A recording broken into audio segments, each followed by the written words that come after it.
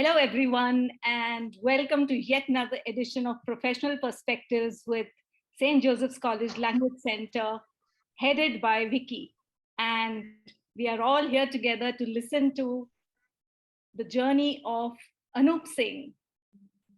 To mention a little something about Anup, he is into films, he writes poems, and boy, when I say he writes poems, they are deep. So you really have to sit and read them to understand them and to really cherish the words, the way he uses words. Films. What did Anup do? He's a writer, he's a director, and he is the one who set up the Wandering Film Company in Mumbai. And this is in association with writers and producers in both UK and Switzerland. Anup has been in Geneva, Switzerland for a while now, and let's make it say 20 years, if I'm not mistaken. Am I right, Anup? You are. Great. And has been a writer, filmmaker, as well as a teacher in film studies.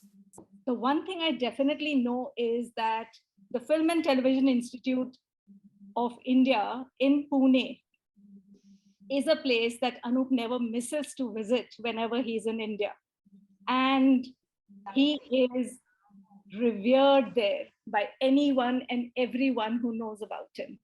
So I think I should say less, and let's get started with listening to Anup live. Over to you, Vicky. Okay. Welcome. All right. Great introduction. And I was thinking, I think we'll start broad and we'll get narrower. So we won't ask you too personal questions yet. Okay. We'll start with the field of film, which of course is why so many of us are here tonight to hear about it. We would like to hear from you, Anup, how you just grabbed a hold of this field and became passionate about it. Was it something you grew up with? I mean, everybody loves movies. So tell us how you captured the passion of filmmaking. Vicky, I think this is really a very important question, because if we are speaking to someone younger, let's say, and someone who might be interested in a certain field, then I think it's very, very important, and I feel a great sense of responsibility when I talk about myself with students anywhere in the world. Passion comes from all sorts of sources, but you have to allow that passion to speak to you. Let me give you an example. In my case, I had been born and I was brought up in Dar es Salaam, Tanzania, East Africa. I had my friends there, my family was there. I had a very happy childhood. And suddenly one day, due to political reasons, I had to leave with my parents the country, which was the country of my birth, and the only country really that I knew. And it happened very abruptly. We took a ship from Dar es Salaam to Mumbai. My father had been born also in Tanzania. In fact, his grandfather had also not been born, but he had been there from the age of 3. My father had never left the country. He was 40 years old and he knew only Africa, Tanzania.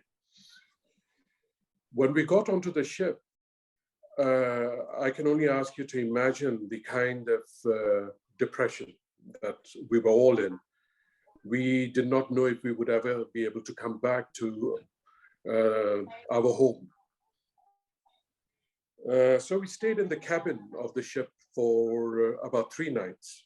We didn't go out at all. On the 3rd night, I heard some banging up on the deck, and I was intrigued, I was curious. And finally, on the 3rd evening, I went up. And I noticed that they were constructing something on the deck of the ship.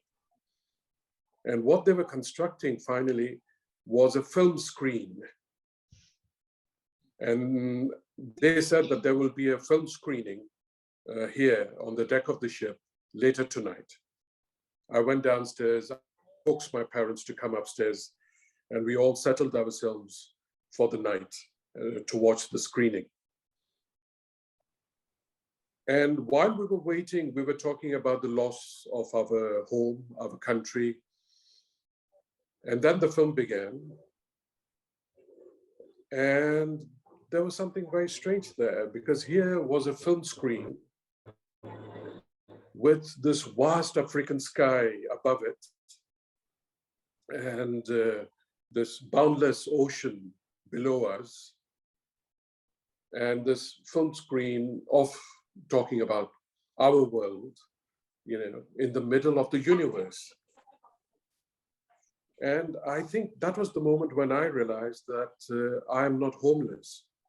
This journey is not making me homeless. That as long as I could live in this world of nature, in our universe, with cinema before me, I would always have a home. This was my home. Wow. And I think that is the kind of, it's not a passion. It is not an obsession. I think it is a kind of deep understanding of what it is that gives you a sense of yourself, that gives you a sense of home, that tells you that this is your family, and in even larger terms tells you that in this vast world of ours, this is your small world. So passions come and go, obsessions come and go, but you leave your world only when you die. And as long as you are alive, you live in that world, because it is the world that sustains you. It gives you relationships. It gives you a sense of yourself. It helps you to grow. It gives you a language, or it gives you many languages, hopefully. You know. So this is where you realize that this is your life.